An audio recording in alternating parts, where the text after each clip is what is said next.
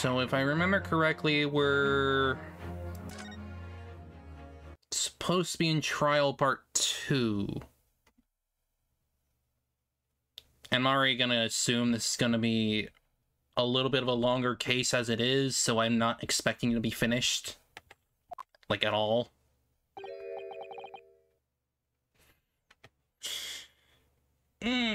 Stretchy. Actually, hang on a second. I'll be back in a moment.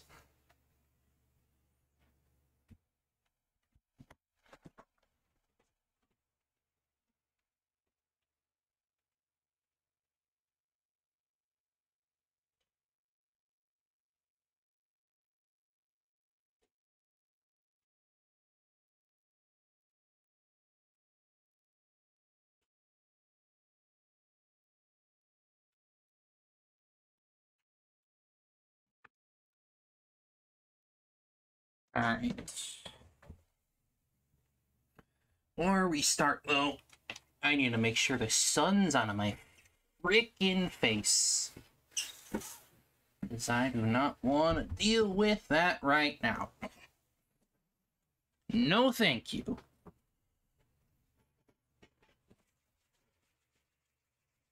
Okay. Mr. Naruhodo. What on earth were you playing at just now? Or rather, what on earth were you playing at all along? My hypothesis, my amazing hypothesis. You've been picking holes in it from the start. Sorry about that. But you promised me. You said you'd prove that dreaded explosion was an accident, not murder. You said you'd keep my precious invention from falling into anyone else's hands. But all you've done so far is trying to undermine me. Not really? No. Yes, I did make you a promise, you're right. I said that I believe in you and fight for your freedom to the very end. I don't believe that you killed him, but, like, still. I also told you I was no scientist. I don't understand your hypothesis. Fact is, there's an undeniable flaw in your logic, isn't there? But I've just run through some equations. Yes, you see, it's because my work is incomplete. Perhaps it is. Nevertheless, a man died as a consequence, didn't he? Oh.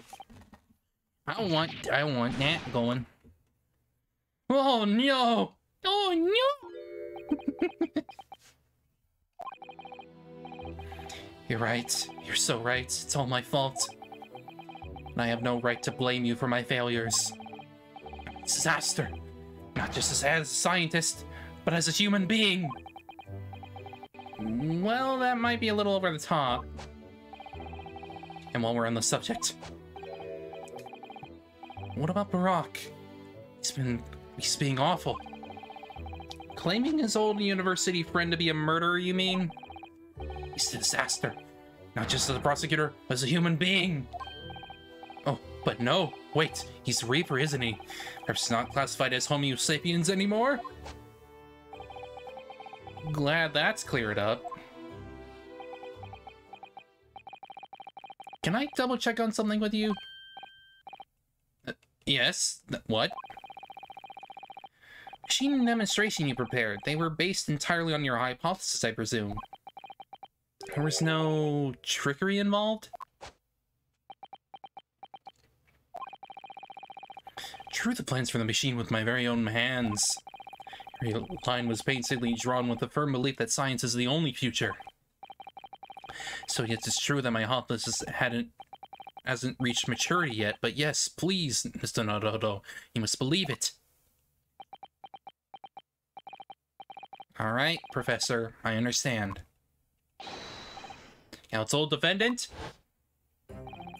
Prosecution's witnesses are ready to take the stand. Court is about to be in session again. Make your way into the courtroom, please.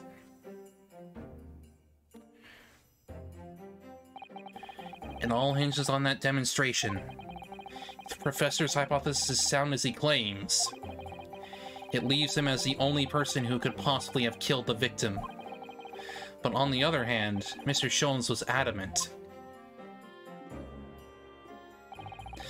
A practical implementation such as was attempted by the professor at the Great Exhibition is quite impossible. So really, what should I be trying to prove here? His innocence? Which means that his hypothesis is incorrect. Like, I'm sorry, but it's how we're gonna frickin' save you from being killed. Be frickin' hung at the gallows.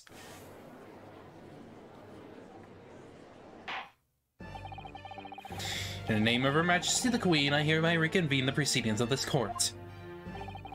Counsel for Defense and Prosecution, are you ready for the new witnesses to testify? The prosecution is ready, my lord. As is the defense, my lord. So, Lord Van Zieks, I believe these next witnesses saw the demonstration on the day in question with their own eyes. Indeed, they did. And as luck would have it, one of them is a police detective. So the testimony we are about to hear can be considered highly reliable. Perfect. A detective of all people. Prosecution's stance remains unchanged. Though it ended in tragedy, the demonstration on the day in question was scientifically sound. And consequently, the sole person with the opportunity to have committed this act of murder is the only other individual present on the stage at the time, the accused. Thank you, counsel. The prosecution's position is clear. So, bring forth your witnesses now. Bailiff, show the witnesses in. The witnesses whose proximity to the incident on the day in question will clarify the truth unequivocally. Who are they? Oh. Oh. Witnesses, state your names and occupations for the court to hear. My name is Balthazar Loon. Balthazar Loon? I am the impresario of the hot air balloons in the city of the experimental stage. My name is Wilhelm Kostrik Sigmund Ormenstein.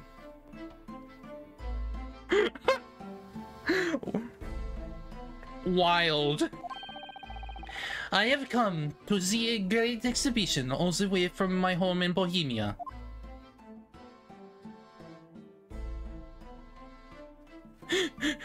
It's a child! I'm very rich. Inspector Gina Lestrade, Scotland Yard. I'm a great detective. Even Airlock Sholmes agrees. I was on security duty at the exhibition and I got up to one of them balloons. It was amazing. Gina, again? She didn't mention she'd seen the disaster from up in the balloon, actually, didn't she? She clearly loved every minute of it. There were 3 balloons flying near the public examination stage where the incident occurred. 2 of these witnesses were in one such balloon at the time and saw events unfold from the skies above. You make it sound like they were in the clouds. It was only an altitude of circa 60 feet, very low. Well, you can't see nothing if you fly too high, can ya? 60 feet, about 18 meters then. The metric system! The metric system. Thank you for your introductions. Now you will give your formal testimony for the court. Kindly describe exactly what you witnessed, especially those of you who had a vantage point above the stage.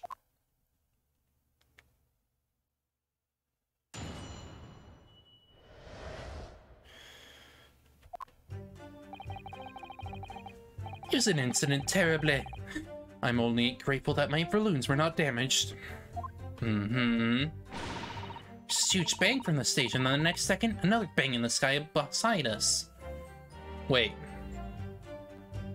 Another bang beside you? And from amid the smoke, a cage appeared out of nowhere. cage. It fell from the sky like a stone and crashed into the Crystal Tower. Didn't get a little excited the same, and no one went near it after it crashed into the tower. Well, I already have a question about the bang.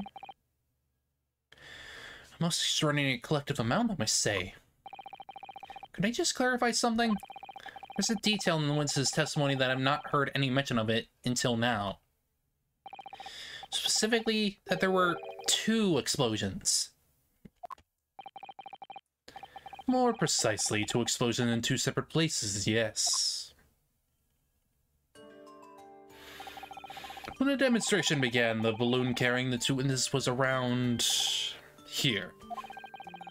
There were other balloons in the air nearby at the time carrying other passengers as well, to be clear.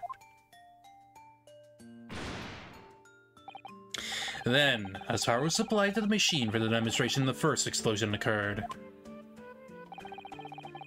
The so-called birdcage that contained the victim disappeared from the stage, and a moment later, the second explosion occurred, directly adjacent to the balloon carrying the witnesses.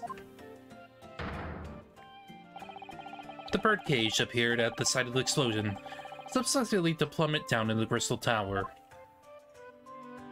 Makes sense. I was very surprised. Suddenly a cage appeared before my eyes with a person inside.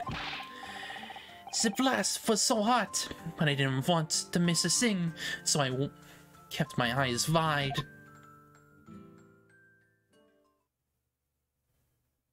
Another one! I still have lots of money. I mean, considering you're rich, I would assume so.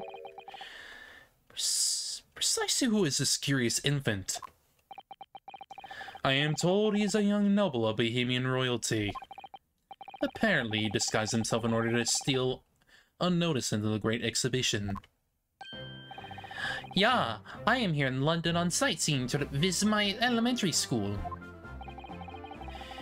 People have the benefit of a child's point of view in the testimony.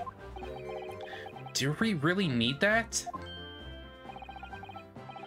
Then I remove my mask. This is what I look like. Ah, yes, I see. A delightful face, I'm sure. Yeah, everybody says so. Great disguise, then. The point is, the testimony of these witnesses further substantiates the facts for the courts. Namely, that despite ending in explosion, instantaneous kinesis was successfully demonstrated. And furthermore, that until the arrival of the police, no one arrived to the Crystal Tower where the victim fell. Therefore, only the accused, who was Mr. Asman on the stage, could possibly have committed the murder.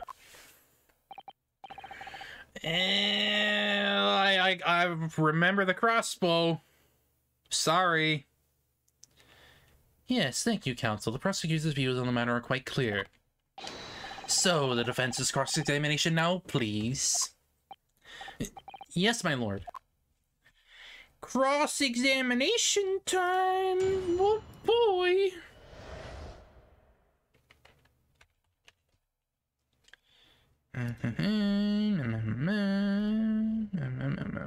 One moment.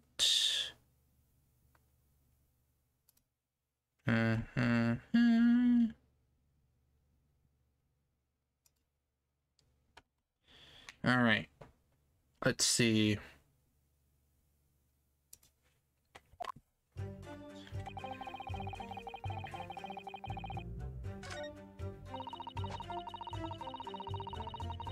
Yeah, I want to press here. I definitely want to press here because I was curious. So you actually saw the accident happen from up in the air? Yep, and an amazing what a detective gets to do, eh? I'm telling you, Odo, being a lawyer's a mug's game. You should join the force and we can go flying together. You know me so well. She thinks you're cute. Yes, well, anyway, could you tell us exactly what you saw, do you think? Everything. We saw everything because we were up above it all. That dodgy Clove climbing into that stage and that dodgy professor pulling all them levers. And that's what happened. And that's when there was that massive bang at the cage disappeared, just like that. You're describing the moment the subject's body was decomposed by the electricity, I believe. I don't know what to make of it. But then there was another bang right in my ear. The problem, there was a great fireball right next to us in the sky. That's Peter. What do you have to say about that, buddy? Master Gotts, does your memory of the day differ?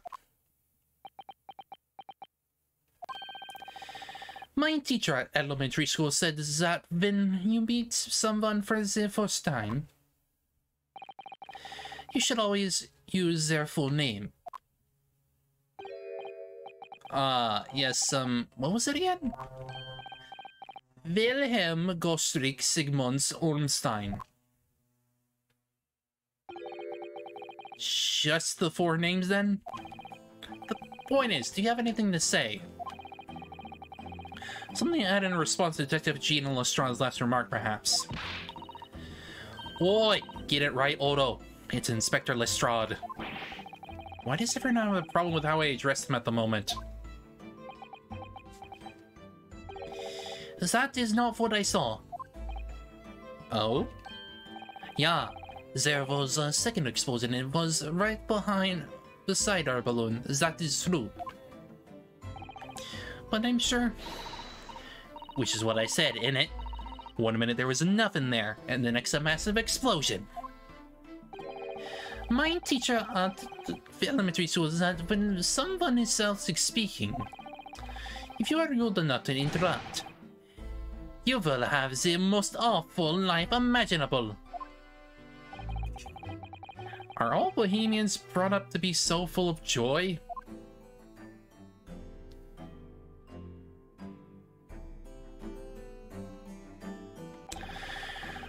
Just before the second explosion that happened next to our balloon, I clearly witnessed. The green balloon flying in the sky.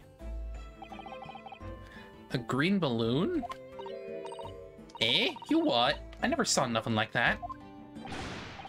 But I did! I saw it! You can't say I didn't. I will complain to the council. I will cry and scream. My testimony is the truth. I am Bohemian Prince. You cannot say it's a lie. That is not allowed. Playing the bleeding royalty card, are you? Typical. Says the orphan who likes to remind people she works for Her Majesty's police. In that case, young man, I might ask you to amend your formal testimony. In the interest of cordial national relations between Great Britain and Bohemia. It was not the sky that exploded, it was a green balloon that was next to ours at the time.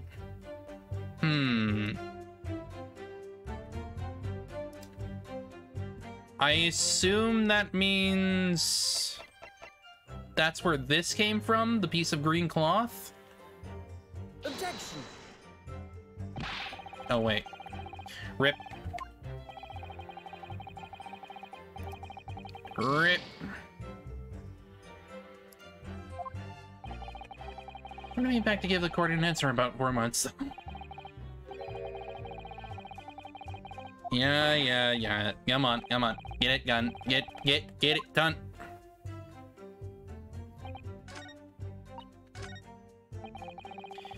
So, I am only grateful that my balloons were not damaged. Right. Objection. There we go. Sloon, in your testimony, you said that all 3 of the balloons you had operating at the time were undamaged. See, that is correct. If they had been caught in the explosions, it would have been terrible.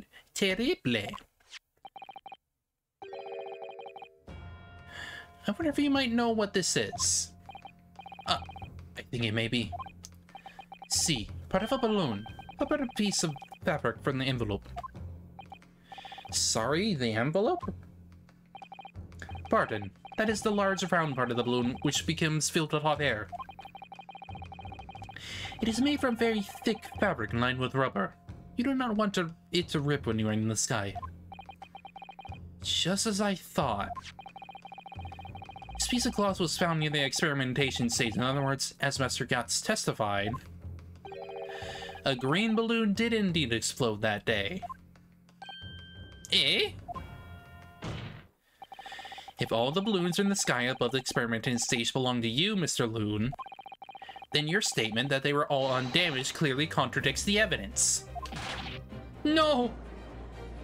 Well, there goes the balloons. Balloon exploded that day. Why didn't the man say so? Maybe everyone on board was killed. Oh no, having just spent £12 for the experience? How awful. Seems a million those 50% of the time anyway. The instantaneous kinesis did occur, but after explosion on this... Excuse me. The point of materialization shifted to a location occupied by a balloon, causing the balloon to explode. Yes, eminently plausible. An unfortunate traffic accident, as it were, but it changes nothing about the pertinent facts. I cannot accept. Why not, Mr. Loon? You're suggesting that I am a liar. That person died in a balloon incident. There's no need to get fired up, Mr. Loon.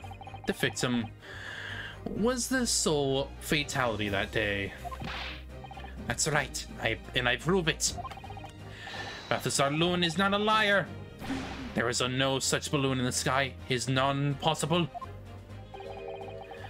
You're saying it's impossible? Why?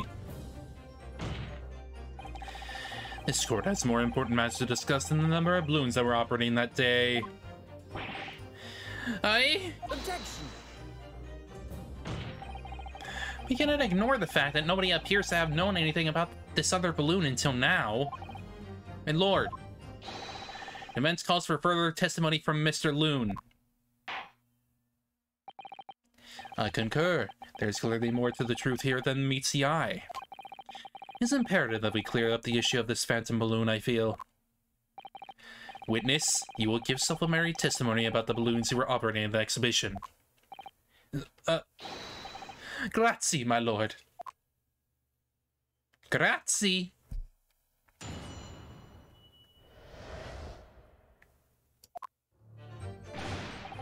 As I said, Balthazar Loon is no liar. Every balloon I had in the sky landed safely. All three of my balloons were carrying passengers. If they fell to the ground in an explosion, what a catastrophe! But you can't get away from the fact that it burnt up a bit out of the cloth was found at the scene, can't ya? Coppers at the yard reckon it was probably some of the debris thrown from the explosion on the stage. This stupid old oracle is mistaken. My balloons had the red and blue zigzag stripes anyway. But it was green.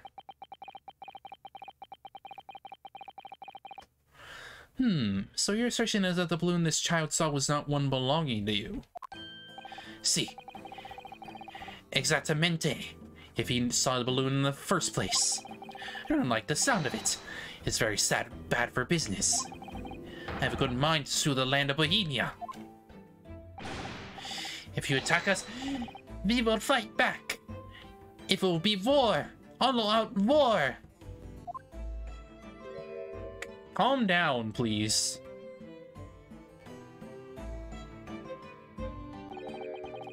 What happened to all-out war? Mr. Loon certainly doesn't appear to be lying. Doesn't change the fact that the testimony and the evidence are contradictory here. Defense is unable to find fault with the witness's statements. The court must consider them truth. Think long and hard on that, my learned friend. Situation is clearly changed now. I have to get to the bottom of what happened here, no matter what it takes. Counsel, you may now cross-examine the witnesses.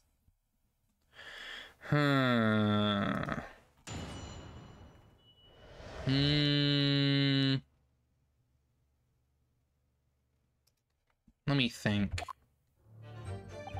Which statement looks like something I would have to press?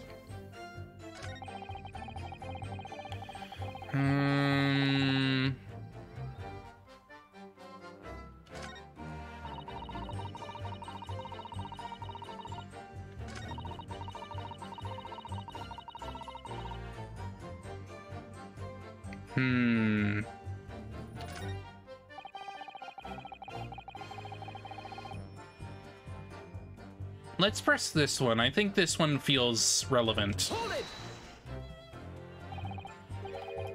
You mean the color is wrong? Si, signor. I do not have any green balloons in my warehouse. And yet a piece of green cloth was found at the scene, and it's unmistakably from a balloon. Well, I do not know how that can be. For the sake of argument, let's say a green balloon did explode above the stage.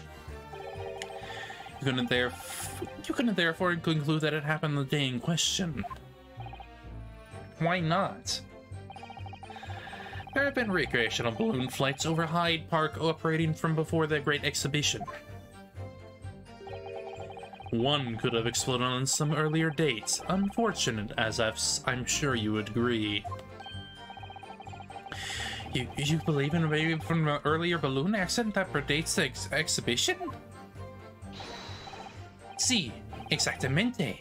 As the senor says, it's not from one of my balloons.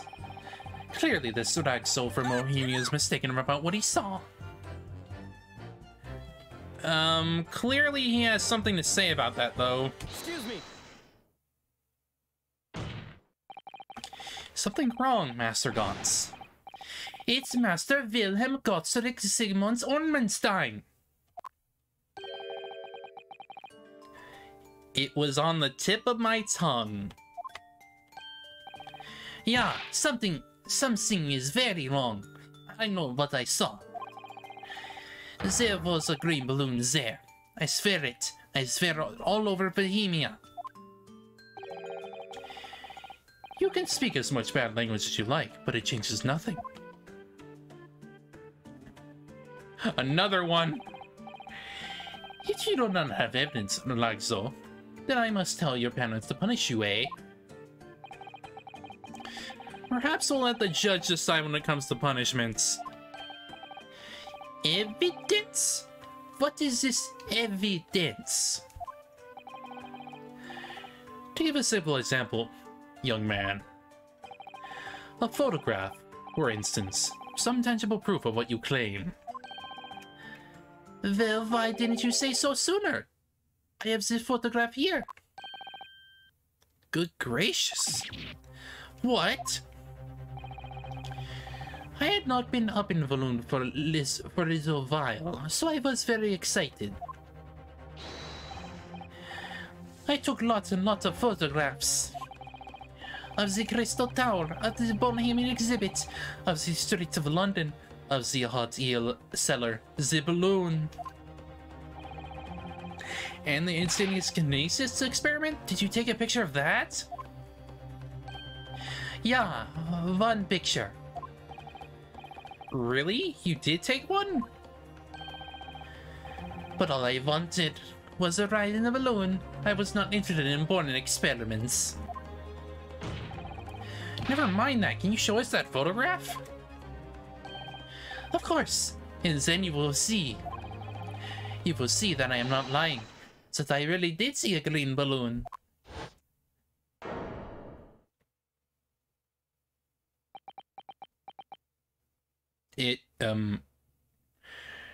That's in black and white, kid.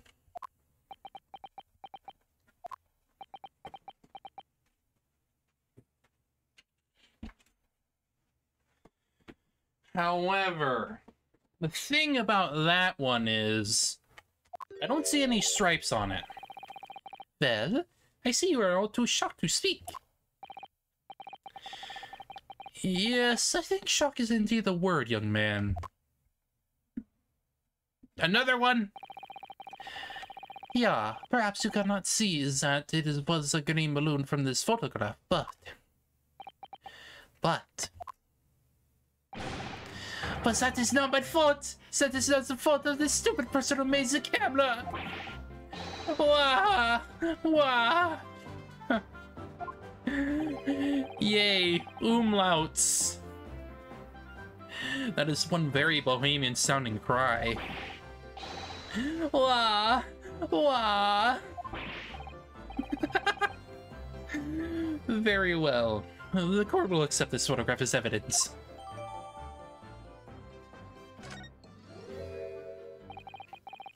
It's all my fault. It's the fault of the person who made the camera. Let me see. Well, I'm not seeing any stripes on it, so I guess it would not be... It would not be any of Mr. Loon's balloons. And no one's actually in that balloon, so... I guess it makes sense that it would just kind of explode onto the ground somewhere. Makes sense.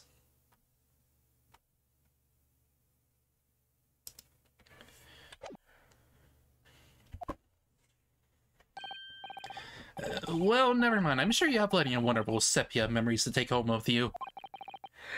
In any case, when exactly did you take that photograph? Well, it was on the day of the big explosion. You don't say. When I pressed the shutter release, there was this very loud bang. And a hot wind rushed over my face. That means this photograph was taken a split second before the explosion occurred. Well, if you ask me, this black and white photograph changes nothing. I could not give the flying fig. A lovely language you picked up. As I thought, Mr. Loon's testimony doesn't quite add up.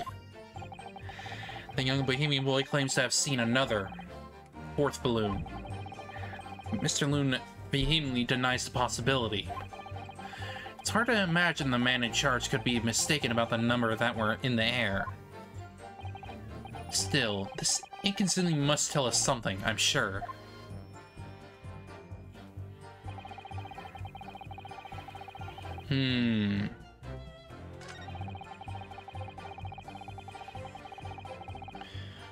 I'm sorry, buddy.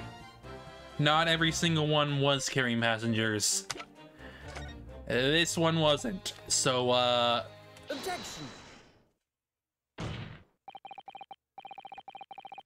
Unfortunately, the photograph Master Gotts took can't tell us the color of the balloon.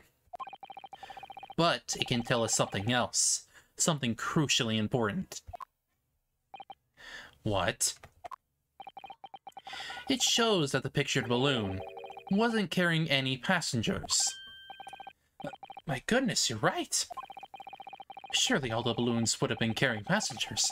There would have been no sense in it otherwise. See, they are for your pleasure, for seeing the view. My balloons only fly with passengers. Which tells us that the pictured balloon isn't one of them. So when the incident occurred that day, there was a fourth balloon in the skies above the experimentation stage. Mysterious green balloon. I know nothing, niet. I can only tell you one thing. If this balloon was not carrying passengers, then it was not one of mine. Objection! There are illegal tradesmen everywhere you care to look. Clearly, one such entrepreneur decided to capitalize on the opportunity presented by the Great Exhibition, and managed to operate the balloon flights on Mr. Loon's patch without him realizing. See. The competition trying to steal my profits. I did not notice because of the experimental that went wrong on the stage. Its fourth balloon exploded the very moment Mr. Osmond was beamed from the stage below. Right. So then scraps that fell to the ground after it and left them scorch marks didn't come from the stage at all. It was bits of the balloon raining down. Because no one was in it, it didn't get no attention. Mysterious fourth balloon carrying... Wait.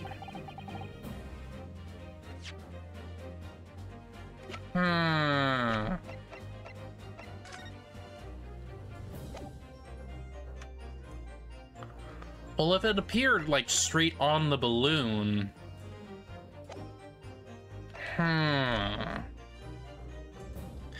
Mysterious fourth balloon carrying no passenger, slightly pulling over the experimental stage. Objection! This sort of shows us nothing more.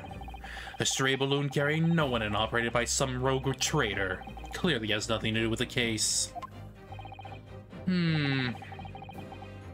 Trellens does elude me, I must say.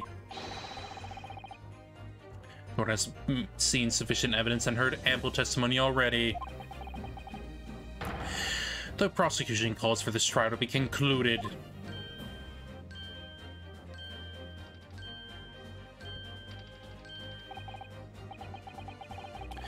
Really? Have we really got the truth yet? No. No, we don't.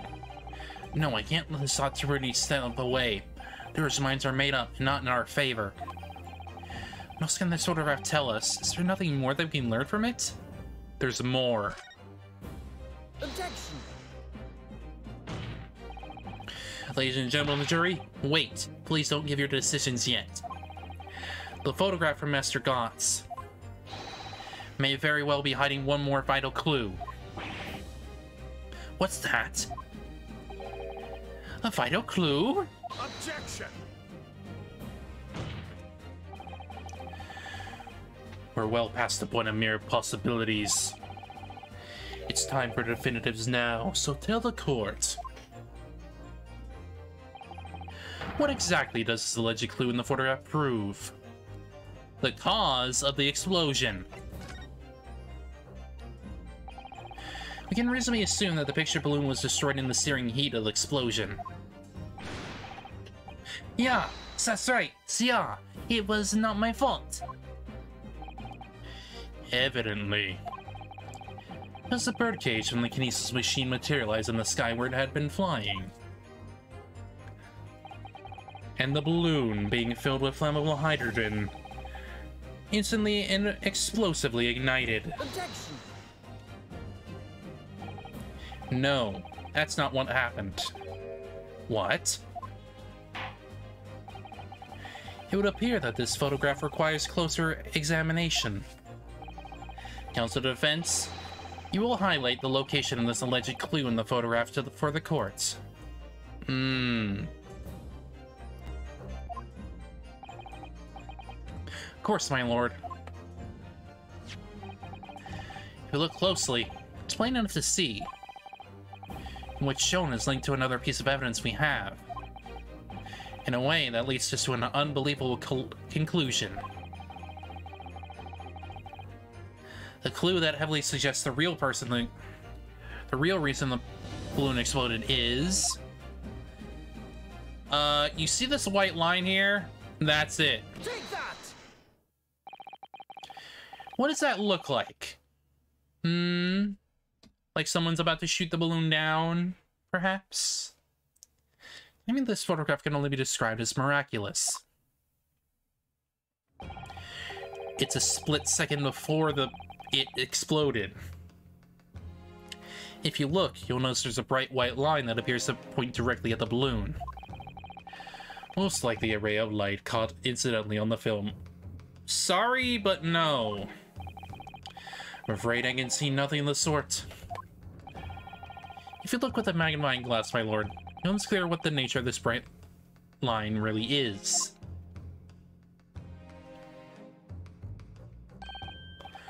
Goodness, what is that? Undeniably, some flash of light, yes. Oh, golly, do you think it might be lightning? No. But a couldn't have been a finer day. I believe we may be looking at fire. A bolt of fire heading straight for the balloon, like an arrow. Indeed, even to my aging eyes, it would appear to be a flame of some sort. My word, are you suggesting this flame struck the hydrogen gas that filled the balloon? Objection! That's absurd. The balloon would have been 60 feet above the ground at the time. No flame could possibly have reached such a height. Objection! Are you sure?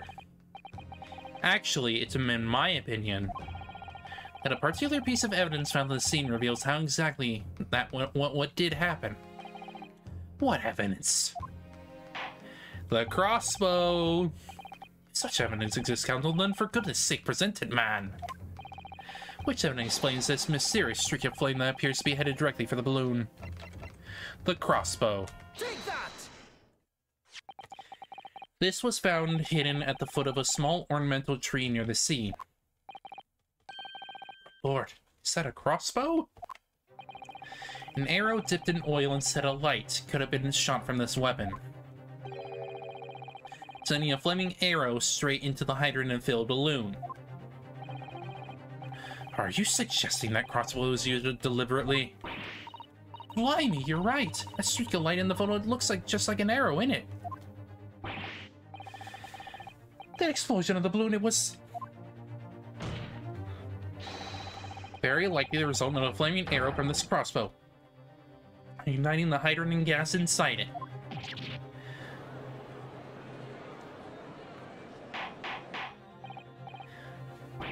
Counsel, this is an extraordinary supposition. If the aim was to cause the balloon to explode, the shooter could have used a gun, of course. However, there's an obvious reason why they would have to been out of the question. Because they would have heard it. The noise of the discharge, of course. That's right. By using a crossbow, the projectile could be fired at the balloon silently. Well, yeah, if someone had shot a gun off the explosion routes, it would have caused a real panic. It's a big explosion. There was a very big panic anyway, no? I don't like this. Should be pleased to have found a plausible new explanation for this, but something feels wrong. Hmm.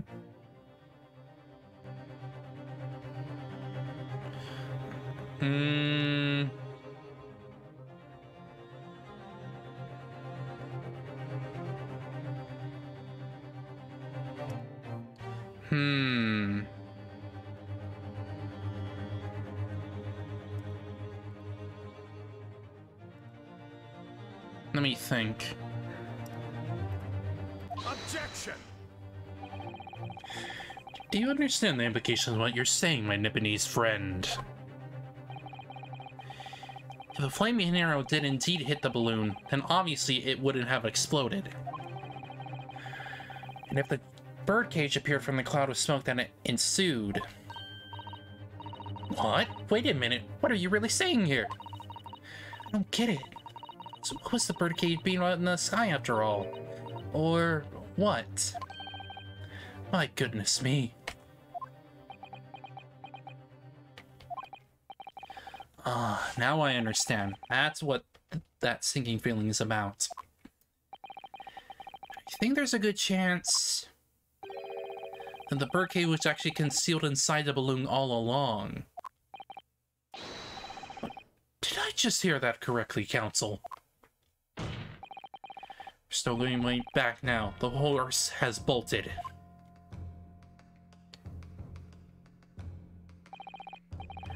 Let's assume that I said that the birdcage wasn't hidden inside the green balloon from the start. On stage, when the experiment was started, birdcage and the instantaneous kinesis machine disappeared in a cloud of smoke. At that moment, the flaming arrow was fired from the ground, causing the green balloon to explode and drawing the attention of the spectators to the sky above their heads. Amid the smoke, the hidden birdcage then appeared, a fall down and crash in the crystal tower. I think you'll agree it's entirely plausible that what I've described is the real truth behind the miraculous experiment carried out that day. Good grief. Objection! This is ludicrous. What you've described is no science experiment. It's child's play, and no display of stage magic. Both Mr. Sholmes and I said the experiment was a scientific impossibility. In which case, this is the only way to explain what happened that day. In any case, the victim's body was found inside the birdcage in the Crystal Tower. And stating his kinesis didn't take place, how do you explain that? If I might put it in a word as a man of magic myself, such apparent discrepancies can only be easily explained by some ample deception. Juror number 3. All that would be needed is a doppelganger, someone who looked very similar to the victim, Mr. Osmond. And having this other man appear on stage in front of the show as a body double. Ah, yes, of course. So in fact, Mr. Osmond must have been inside the birdcage that was concealed inside the balloon right from the start. Objection! That balloon would have been filled with hydrogen. Anything hidden inside it would have been scattered to the four winds when it exploded. No one would have ever embarked on such a risky venture. Not necessarily. The explosive force of the balloon gas would very much depend upon the mixture ratio. Sure, number 4. Flying balloons are rarely filled with pure hydrogen, but a mixture of other gases such as helium as well. Helium on its own doesn't explode, but by controlling the gas mixture ratio, the explosive force can be altered. The mixture ratio? Obviously, the victim's body would have suffered some burns. That would be unavoidable. But not to such extent as to render this whole obscene charade impossible.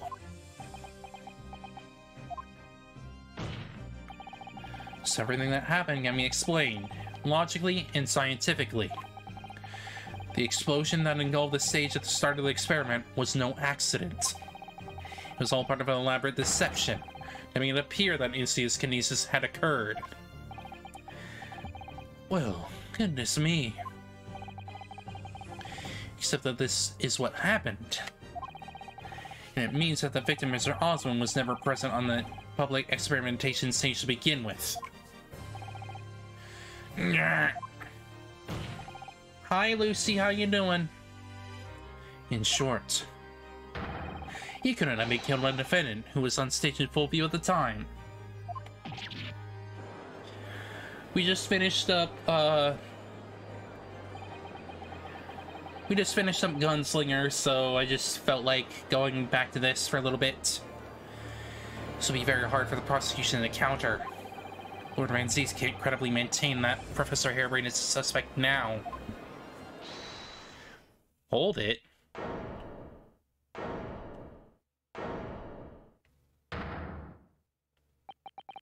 Mr. Naruto, I appreciate your efforts. Thank you. Professor? But you can stop now. Just keep your mouth shut, please.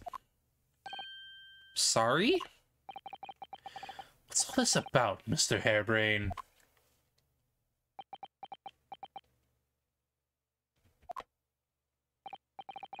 I, Albert Harebrayne, hereby confess that it was me who stabbed Mr. Odie Osmond. What? Yes, it was me with my faithful friend and partner, Andrew the Screwdriver. What?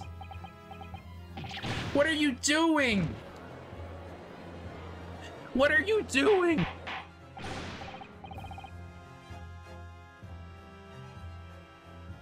What is he doing? Defendant explained the sudden confession. Objection! Professor Harebrayne, what are you talking about?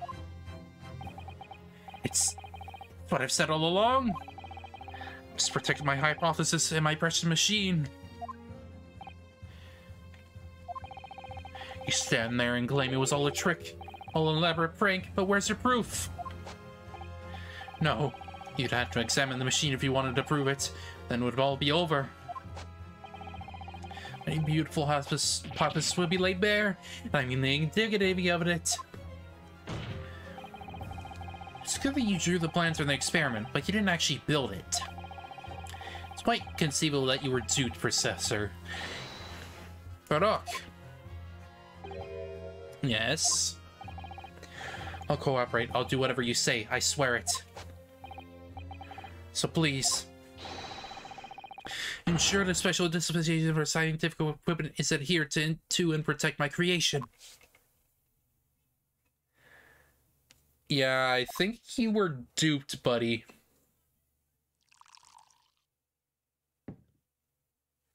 I think you were duped. Pray, forgive the discourtesy of filling my hollow chalice at this critical juncture. Here's to my learned Nipponese friend. What? And his upcoming attempt to clarify the defense's position in the light of the accused confession. Do you intend to formally assert that the experiment was nothing more than a conjuring trick? Because the moment you do, the Special Dispensation for Scientific Equipment Act that protects the professor's invention will cease to apply. The prosecution will then demand a rigorous examination of the machinery involved in order to establish the truth. However, if you acknowledge that the machine is genuine and instrumental in the victim's murder, any chance of investigating will be crushed, and the confidentiality of the professor's hypothesis preserved. I want him to get out unscathed, so it's a conjuring trick. Obviously. Well, counsel, what is Vince's official position on this matter? Professor Harebrained, my client, actually asked me was to prove that the explosion on stage was an accident and protect the secrecy of his hypothesis. But there's no way to do that without implying the professor's guilt. Do I protect my client's life by asserting his innocence, or do I uphold my client's request by seeing him condemned? Either way, I can't avoid betraying his trust. I don't care! I care more about getting him out alive. Been silent long enough. Isn't talking your trade, my learning friend? Or has all knowledge of English escaped your confused Nipponese mind?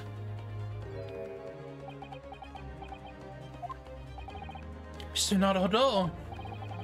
There's no escape here. I have to make a choice.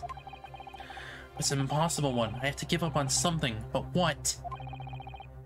Defense asserts that the defendant's instantaneous kinesis spleen was in fact a conjuring trick.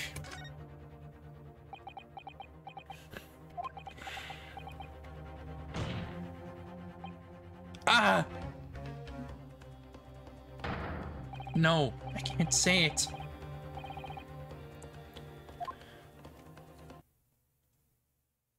What's I give up on? It's not the question you have to ask yourself here. It's, what can I protect?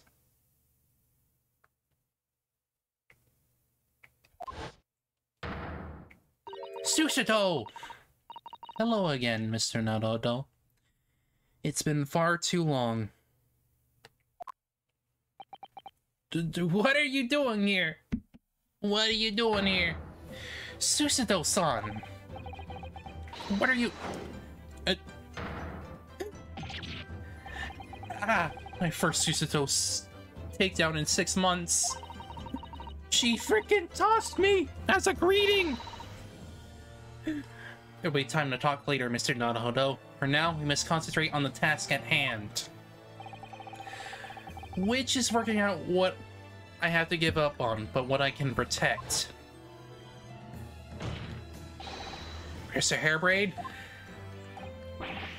Yes? Yesterday you told me that science is a pursuit of truth. Well, my job is to pursue the truth too. Yes, of course. And personally, I believe that you didn't stab Mr. Osmond. I think you come to realize something yourself too, haven't you? That your experiment and the machine you built with the victim are questionable. The truth behind that is what we must both pursue now. Ah!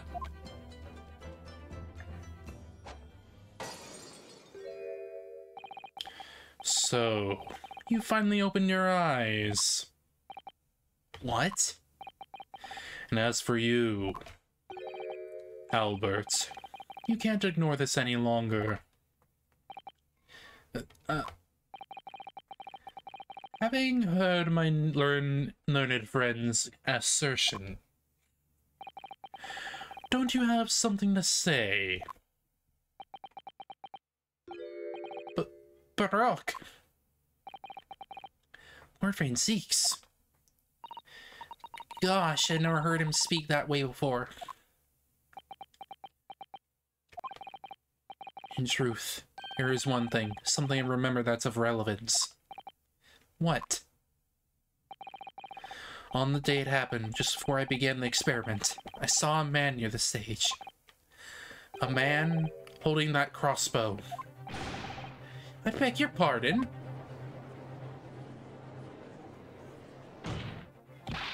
Professor! The man had any distinguishing features. What did he look like? Taller than me, and thinner than me. Straight hair, straighter, and whiter than mine. Let me see. One lens than me too. A monocle. Rather stylish black monocle. But one thing in particular will help to possibly identify that man, you see. I know him very well. After all, he's the engineer who built my invention. What? He built the machine? That's right. Mr. Osmond introduced him to me a year ago. He's a man by the name of Enoch Drebber. Enoch Drebber? This name means something. Members jury seem flustered. Not a name any scientist wishes to hear. The man's an abomination. Not a name any conjurer wishes to hear either. Who on earth is he? Afraid this isn't the first tale of this nature that I've heard in scientific circles in connection with that name.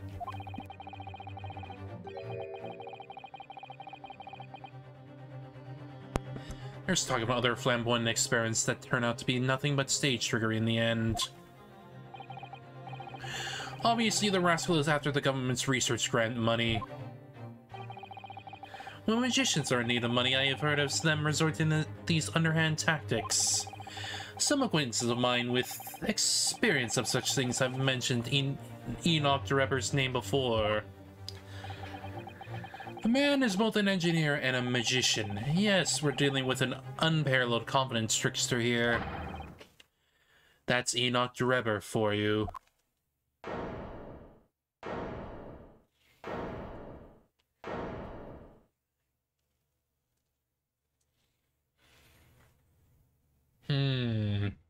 Well, we gotta go find this Enoch Drebber. So it's true then. My invention, my great machine, it was just a grand illusion. Considering what we just heard from about Mr. Drebber's character, I'm sorry to say that it sounds increasingly likely. Even though no one else believed in it, I wanted to. I wanted to believe that machine would function exactly as my hypothesis predicted. Which is why you were so opposed to it being investigated, I presume.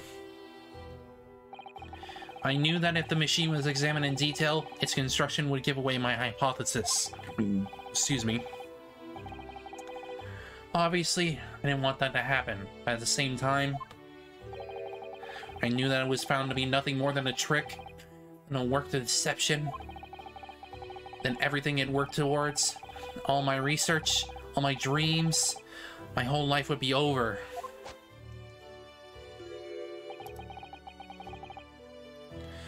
I was terrified at the prospect. So you really had no idea then, did you?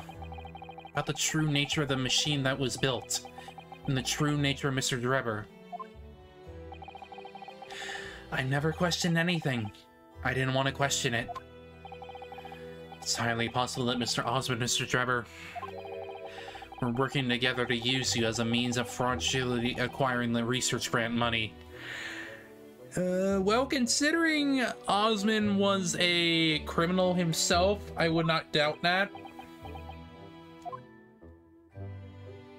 They wanted to get more money, you know? When I announced my invention in the crowds that day, it was the finest moment of my career.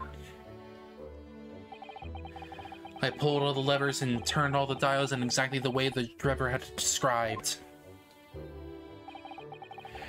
When the smoke suddenly started billowing out, I panicked. I didn't know what was happening.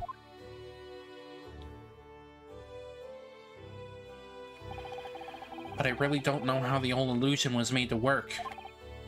I don't know anything anymore.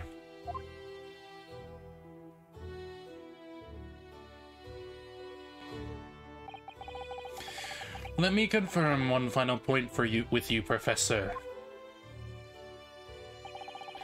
Do you now consent to the prosecution submitting the necessary paperwork to release your invention from the prosecution protection afforded by the Special Dispensation for Scientific Equipment Act?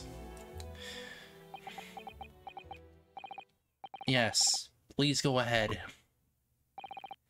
I'm very sorry.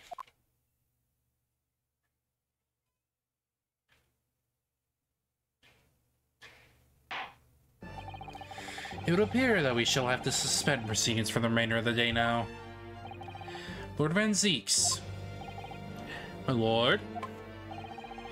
Court has newly been aware of another party whose involvement in this matter is critical. Yes, Mr. Drebber. Gather information about the man if possible. I should like him served with subpoena. With pleasure, my lord. Now, Counsel of Defense. Yes, my lord? When we reconvene, I shall be looking for one thing and one thing alone from you.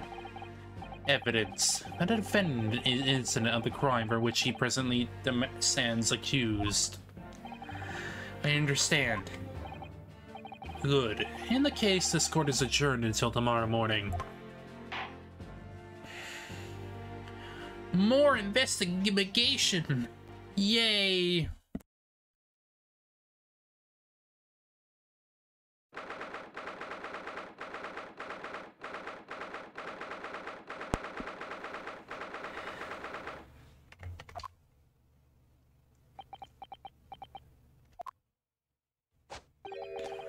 Mr. Naruto? Yes? I'm so sorry. I was wrong. You were right. I tricked you. You trusted me. I dragged you into my mess. Oh, how did it ever come to this? I'm so sorry. Did you really have no idea, Professor? About what Mr. Drebber was really up to, I mean. What he was really constructing. Naturally. That machine was the embodiment of my hypothesis of all my hopes and dreams. I had complete faith in it. Alright, in that case I won't say any more. Now, sadly the murder accusation against you still stands. We must do as much investigation as we can before the trial resumes tomorrow.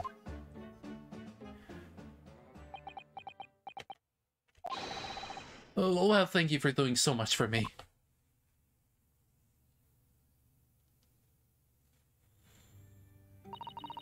I'm so sorry for arriving late this morning, Mr. Naruto.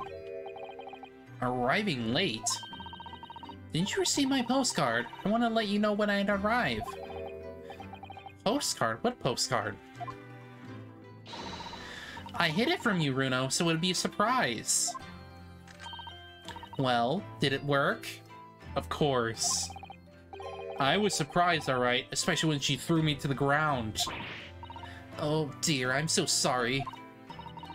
I was just so happy to see you again that it sort of slipped out. Maybe we could stick to more traditional displays of emotion in the future. Susie's train was late in London Victoria this morning, you see. We made the coachman really whip the horses hard so she didn't miss the whole trial. I was watching from the gallery for a while. In the end, I'm afraid I couldn't contain myself.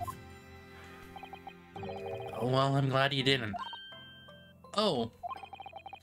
Having you at my side in court gives me the strength I need to win. So, I'm, delighted to see you back in London. Oh, you're too kind, Mr. Naruto. I'm delighted to be here. I hope to continue to be of service to you. Of course. So, what's brought you back? Professor Mikotoba not protest? Well, let's save all that conversation for when we're back at home, shall we? You know, I made one of my most special blends over this special occasion. Oh, Iris, how wonderful. Can't wait.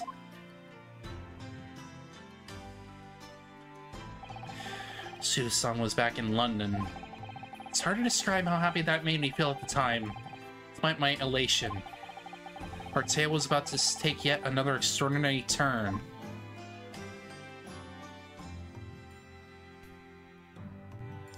Well, yeah, we got another investigation to do.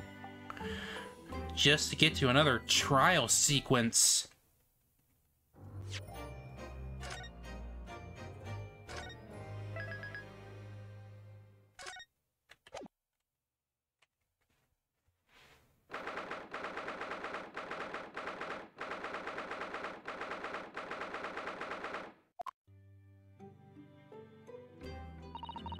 Oh, this room, it's been too long. Hasn't in the slightest, though. It's been some 6 months, hasn't it? It's a long time for things to stay so familiar. I didn't know when you might return, and I wanted everything to be as you'd left it. But it has been some 6 months, it's true. So is your father alright, Susie? What happened? My father? Yes, Professor Mikotoba. I mean, it was half a year ago, but that's why you went back to Japan. This telegram you received saying you'd fallen ill with a very high fever for some unknown reason. That's right. So I was surprised to learn you've been coming back so soon. Surprised but happy. Well, it was a lie. I think I wrote about it in my letter to you, that it was all a trick. Father's in fine health, and I'm obviously very relieved about that. We're all delighted to have you back. It's quite by accident I've been able to return to Europe, actually. It's because of a very grand conference called the International Forensic Science Symposium. The International Forensic... That's the same symposium Lord Strongheart mentioned. Anyway, I'm right safe and sound, and all that matters is that I'm here now. After all, I haven't yet fulfilled my promise to you, Iris. Oh. You must tell us everything that happened while you were back in Japan. Yes, of course, I shall. And there's one other thing. Something you wrote in your letter that particularly grabbed my attention. About you-know-who, Kazuma. I know. I'll tell you all that I can.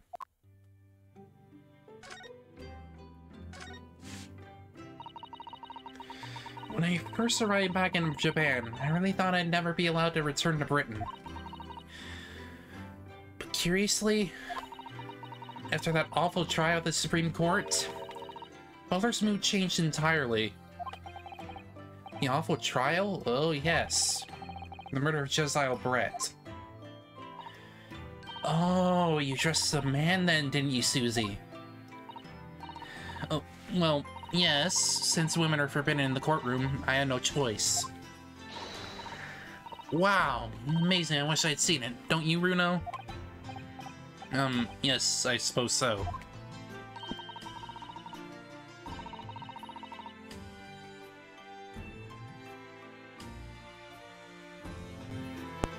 I want to play being a lawyer now. I could wear a false mustache, maybe. I don't think any mustache should hide the fact that you're just 10 years old, Iris. Something else I've been wanting to ask you, Miss Susato. It's about the real reason why Professor Misako sending you back to Japan. You said in your letter was something to do with that convict's loot we found in Mr. Natsume's lodgings. That's right. The very large star collar we found with the B emblem on it. It seems Mr. Natsume included a drawing of the collar in the report you submitted about his time in Britain. I understand that when Father saw the report, he turned as white as a sheet. Why would that be, then? Father came to Britain himself, of course, to study. It was some time ago, but he stayed for 6 years. I can only imagine that something must have happened during that time. But he refuses to tell me what it was, and I intend to find the answers for myself.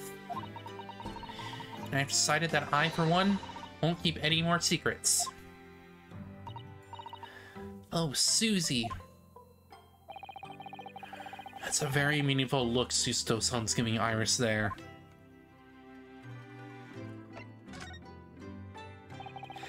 Lord Strongheart mentioned something about that symposium, too. I think he said that investigative authorities from 40 different countries would attend.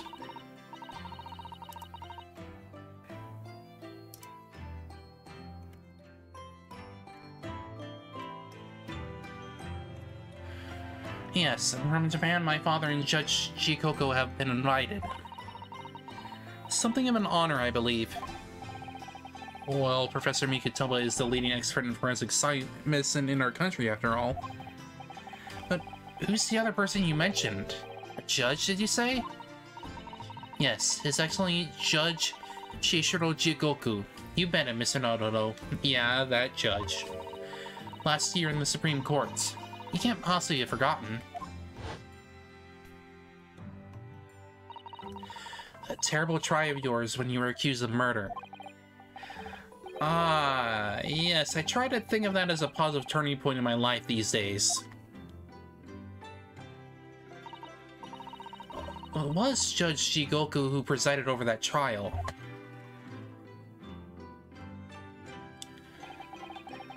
If I'm perfectly honest, I'd be happy never to see that man's face again in my life. Well, anyway, I saw there was an invited symposium. He agreed to me returning to Britain, too. He won't actually arrive until next month, but, well, I couldn't wait. So I pleaded with him, and in the end he agreed to me going on ahead. Yes, about the symposium. Seems as though Lord Strongheart has put in an awful lot of work to make it happen. It's obviously very important. I believe it is, yes, and I understand Lord Strongheart organized the entire event himself.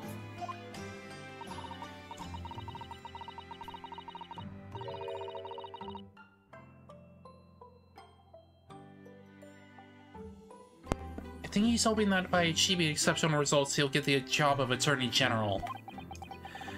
The most senior position in the British justice system. He's hoping to use his power to create the world's finest policing institution. That's what Father said anyway. Apparently it's Lord Strongheart's lifelong ambition. Does Professor Mikutoba know Lord Strongheart personally then, I wonder? Actually, Lord Strongheart gave me a long speech about this very subject only yesterday. I sort of lost the will to live early on, and didn't really listen to much of it. How trying for you. Jezile Brett. The woman whose unforgivable actions ended in me being wrongly accused of a crime I didn't commit. The murder of Dr. John H. Wilson. Yes, Jezile Brett. That's a name I won't forget for as long as I live. The extraordinary thing is, though, it seems it's a name we should all forget. Sorry? Since the incident, our government's intelligence services have been investigating Miss Brett. Turns out that Englishwoman by the name of Jezile Brett didn't actually exist. Of course. Didn't exist, but how can that be? It was a pseudonym. Her real name was Shin, and she wasn't a visiting student either. That was a front. A front? Who on earth was she then? Miss A. Shin. Miss A. Shin. Oh! She's an assassin! Ah! Her name is literally all our intelligence agencies have been able to ascertain about her. Nobody knows why or why she even came to be in Japan. She's an assassin. Yeah. It's a complete mystery. But that makes no sense. It's so easy. It has to be accepted as a foreign student anywhere. What could the woman have been up to? I'm afraid I really don't know. Only we can be sure of. She had some business in our country that we don't yet understand. Well, I imagine it was to assassinate John H. Wilson.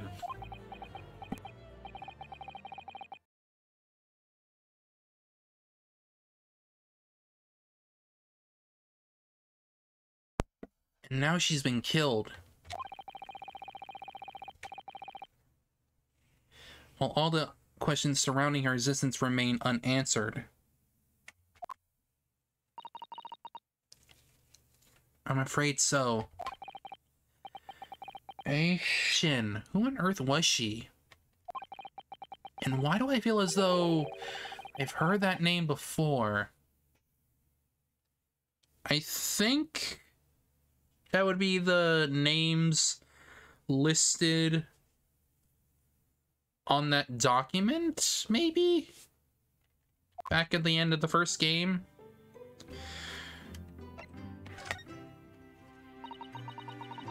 After my friend Ray's trial, the reporter who actually killed Miss Brett said something very strange. I know the truth. I know you had a hand in what went on in that visiting student's fate. Nobody here in Japan knows anything about it. They don't know that the guy never made it to England, that he died on that steamship. And they'll never...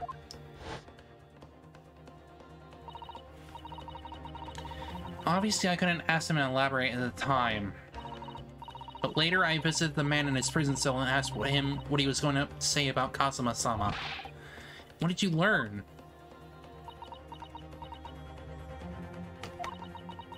After he died on the voyage to Great Britain, his body should have been unladed at the port of Hong Kong and passed in the care of the consulate staff there. Should have been? Well, it turns out that his body never arrived. It just disappeared. He didn't die, did he? He was just knocked out, huh? But Kazuma's body vanished? Our government tried to cover the fact up, it seems. They erected a grave on the cliffs by our hometown.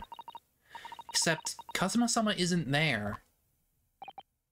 Did Professor Mikotoba know about this? Yes, it would seem that he did. But he didn't tell me. They're still investigating what happened to Kazuma-sama's body as we speak. Just don't believe it. This is a cute feeling of apprehension I have all of a sudden. Yeah, I have a feeling he's not actually dead. Thinking back now, some of the things that happened on the SS Boria were definitely strange. I mean, after he died, we never saw his body again, did we?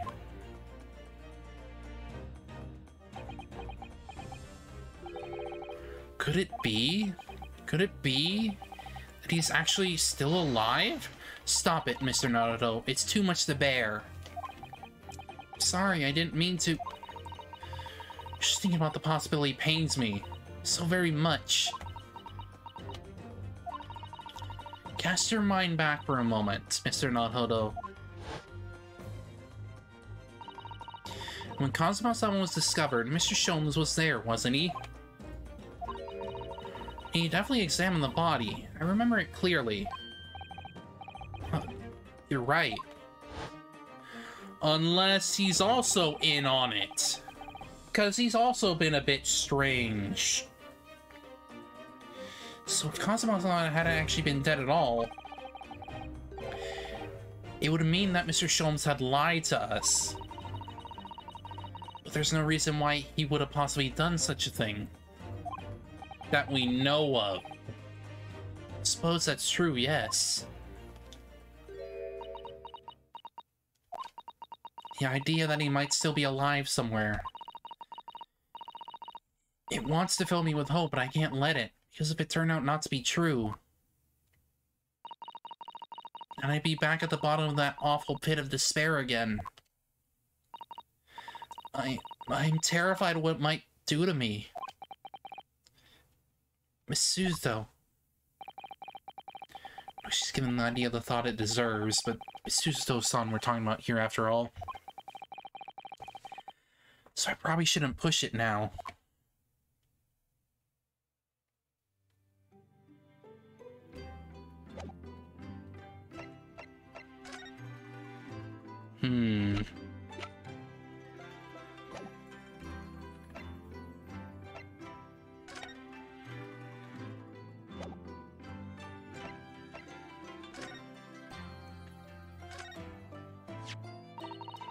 Still taking good care of that armband, I see. I'm so pleased. Well, yes, it feels like it wouldn't be with me without it now, to be honest. Oh dear, there seems to be a thread coming loose just there, look. I'd be only too happy to mend it for you, Mr. Naruhodo. Oh, thank you. Let's just scrape it against something again. What's doing that? Then take better care of it, please. It's all going so well until I ruined it.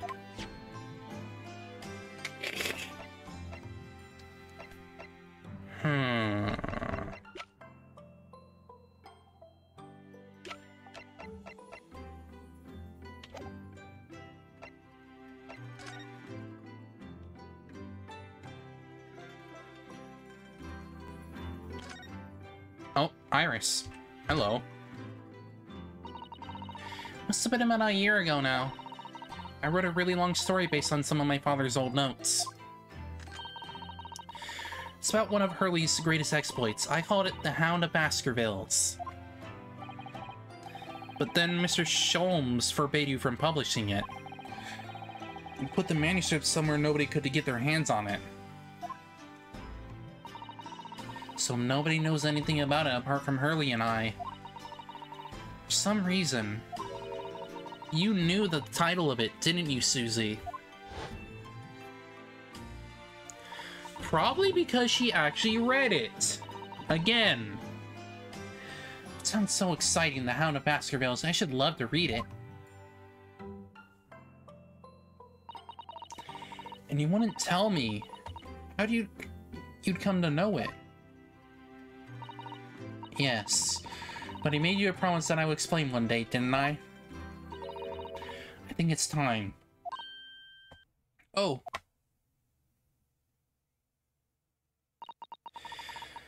I'm only sorry I had to keep it from you for so long, Iris.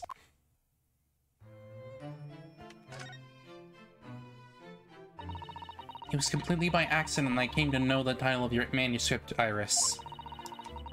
It was a short while before we left Japan. I was cleaning Father's study and I saw something on his writing desk.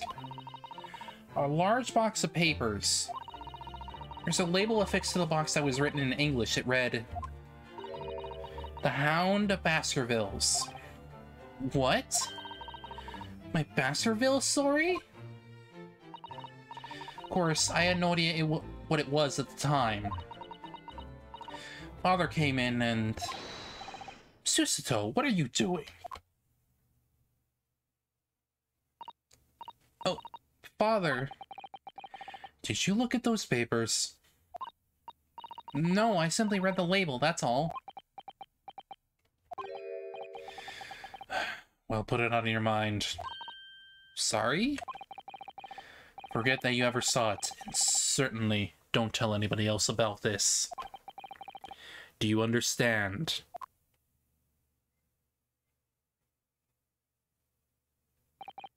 But what was Iris' manuscript doing in Japan?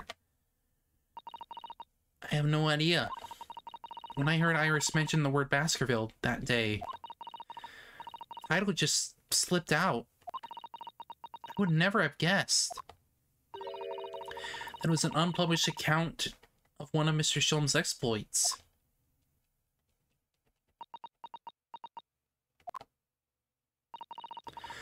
When he returned to Japan, I asked Father to explain, but he refused to answer any of my questions. And there was no sign of the big box in his office.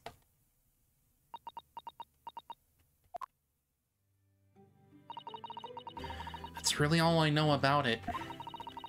I have no doubt that Father had a very good reason for being so secret about it, but still. I made it up in my mind to explain myself to both of you. Well, thank you for being so honest, Susie.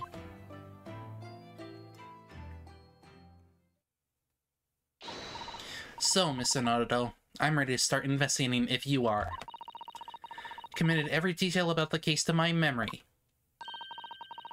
And Iris has told me about the disturbing happenings at the Workswork Museum as well. So you're fully abreast of the situation already, Mrs. Toe. Expecting nothing less, to be honest. I would think our first port of call should be to investigate this Mr. Drebber. Engineer responsible for building the elaborate machine that was used to effect this extraordinary trick. Yes, a conjurer of sorts by the sound of it. Well known in the fields of science and magic.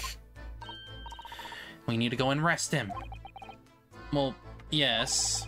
He must know the truth behind this case, so I agree we really do need to find the man. Sounds like it's a case of tracking someone down. Job for the police or a great detective. Are we supposed to guess who she might be thinking of? Well, not much time, so we need to get started straight away, I think. Good idea. Well, best of luck then. Oh, you're not coming today? I'm going to Brixton Road shortly for the herb market. Well, let me know how you got on, won't you?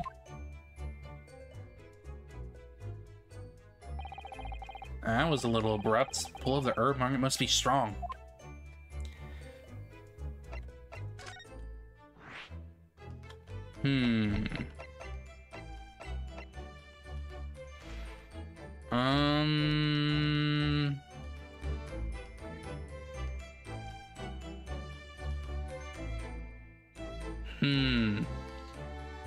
Well, Hairbrain did say that he knew Drebber, so maybe he knows where he actually lives? He's doing calculations on the freaking wall. What's he doing? Oh my, the whole wall is covered in mathematical equations. He's still writing more now. Professor, sorry to interrupt.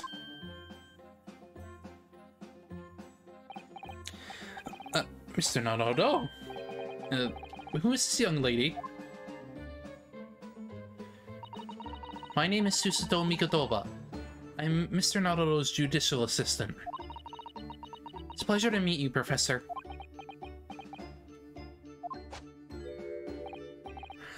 Oh, if only I'd met a refined young woman like you sooner.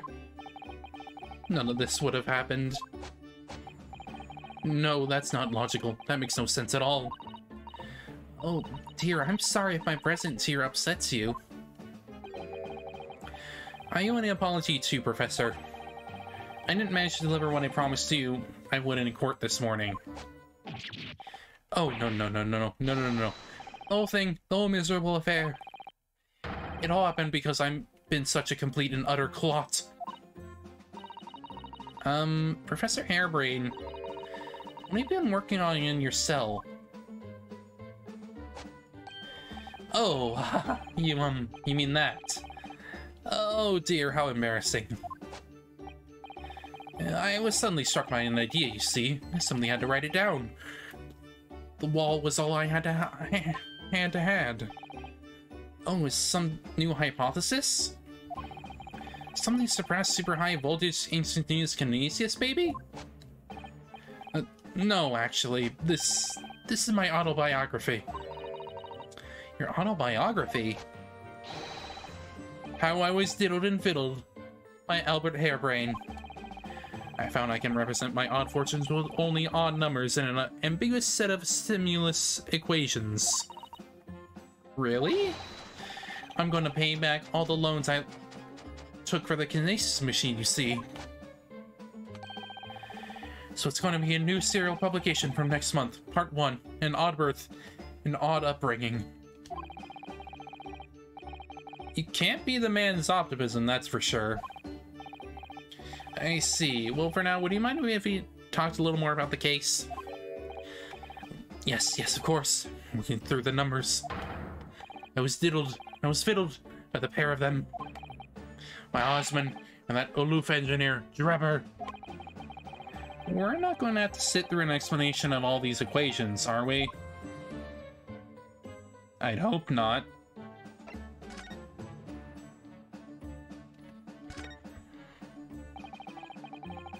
Everything I believed in has been turned on its head. My research, Mr. Osmond, the kinesis machine, my hypothesis even. I'm sorry it's come to this. There was really no other way. No, it's not your fault. I wanted to protect my work, but in the end there was nothing worth protecting. It was never my intention to deceive anyone. I didn't want to trick the public. No, of course he didn't. Court this morning I realized something. Oh? If you've done something wrong without knowing it, you've still done something wrong. Logically, it makes no difference if you were aware of it or not. Ignorance is a poor excuse. The blame still lies with me. Oh, Professor. He believed in me this morning, you know. Barak did. He believed in my hypothesis. Well, I think that was just a necessary factor in the prosecution establishing its case. No, Barak wouldn't do something like that. I'm sure he genuinely believed it. Did he? I think I understand now. Why was that he decided to take on the prosecution in my trial, I mean?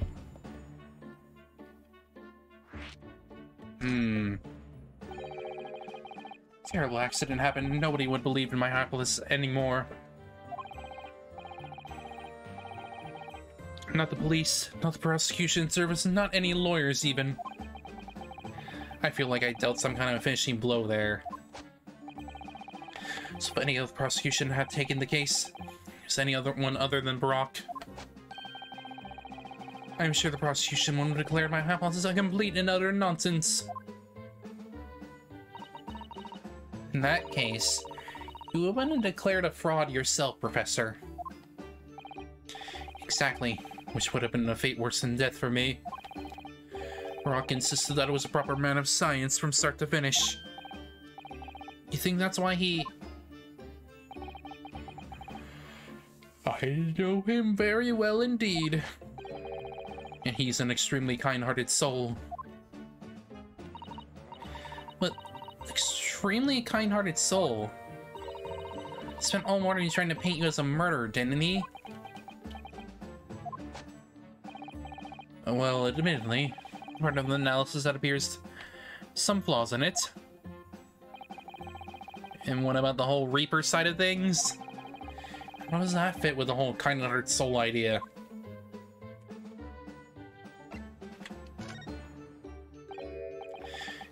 Do you think he set out to trick me from the very start? I'm sorry to say, that does seem likely, yes. When I first met him, he introduced himself as a wealthy financier. He looked over the paper I'd written and said my work would benefit all of humanity and must be pursued. He was so enthused. He was so empathetic. In reality, he was the mastermind of some vast criminal network, it seems. I still can't believe it. His mischievous associated set duration for some stage magic. It probably didn't require a large amount of investment, actually. The scale of it wasn't just some small trick. It's a very elaborate feat of deception. All young scientists are full of hope about their burgeoning ideas, full of zeal. But none of us have had any money. We want to do research, but we can't afford it. Many of us take on a barely legal part-time work to try to earn just a few measly pennies to work. Carry on.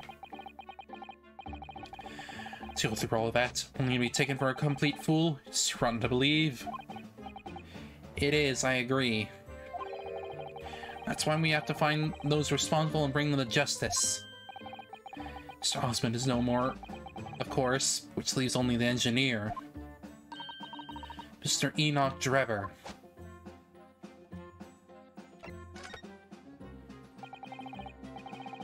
Is he an engineer, or a magician, or a swindler?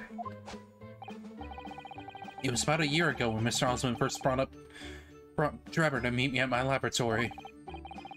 Since then, I've met him many times to discuss about the details about the Kinesis machine. But at no point did you have any inkling that he was just an illusionist? Oh, he definitely wasn't just an illusionist. What do you mean? He was a wealth of deep scientific knowledge. There's no question that the man's a genuine scientist, simply apparent in conversation. I see. But the wretched man deceived you, Professor. It's unforgivable. We must do everything we can to find him and bring him to justice. Are there no more clues you can give us to his whereabouts? I'm sorry. We only ever discussed the Kinesis machine, nothing else. Although, just once, I did visit his workshop. What workshop? Drebber's enormous fabrication laboratory where he constructed my great machine.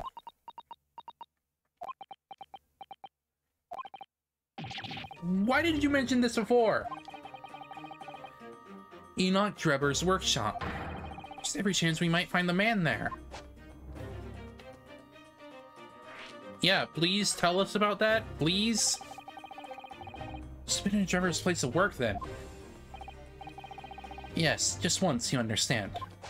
It was an enormous place. Plenty of room to construct a Kinesis machine, you see. Where can we find it? You have to go there at once. There's a good chance that we'll find Drebber there. Oh, yes, definitely, I'm sure. As in, I'm sure you're not going to want to hear this. But I have absolutely no idea where the workshop is at all. I'm so sorry. It's more than half expecting that.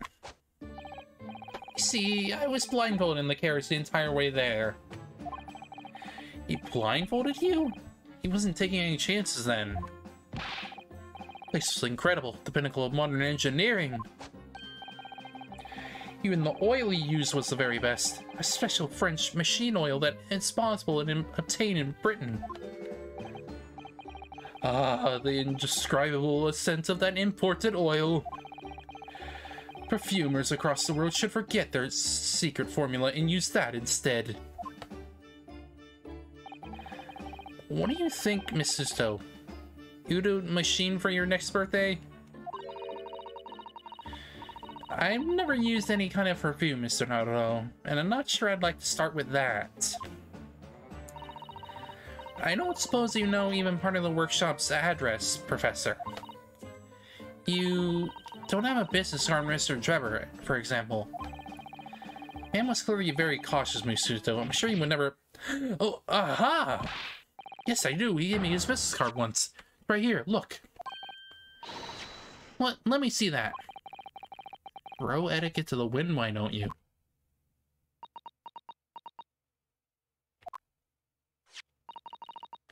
Enoch Drebber, engineer. afraid that's all it says. There's no address. Oh. Well, I can't say I'm surprised. Still, this could be useful.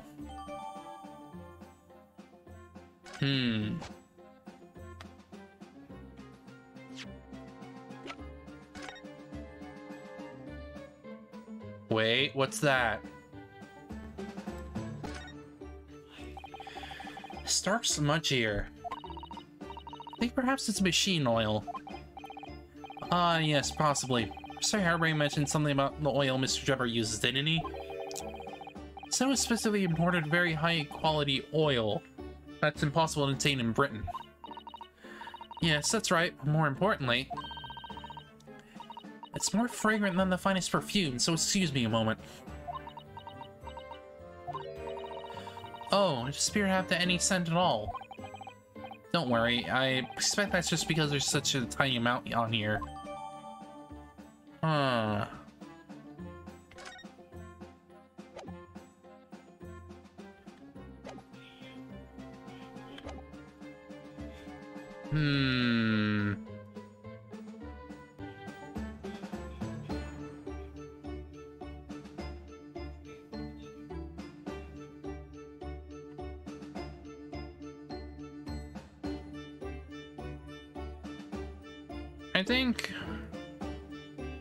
I think we can probably finish up for now, because I'm sure there's gonna be plenty more of this case left.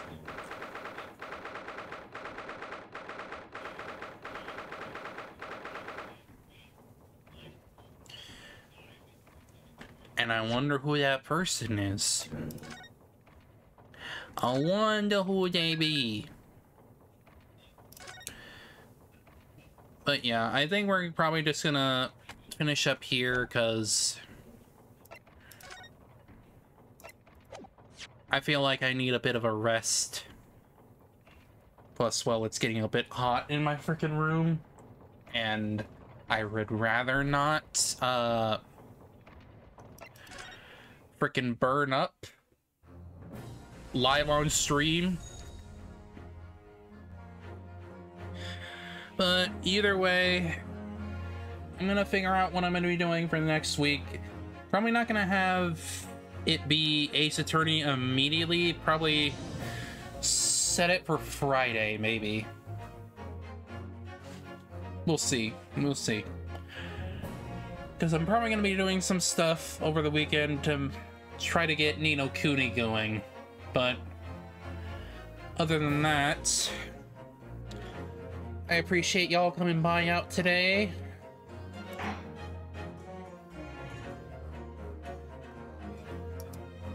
I'm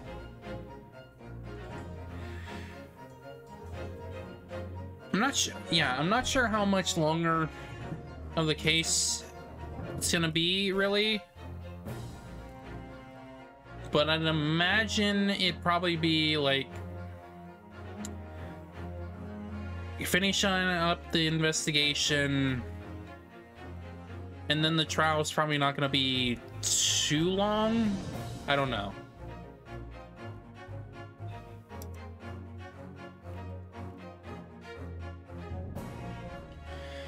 We'll just have to see. But other than that, appreciate y'all coming by out today. I hope y'all have a good weekend. And I'll see y'all Monday. And I hope y'all take care. I'll see y'all all later, okay? Take care. Take care.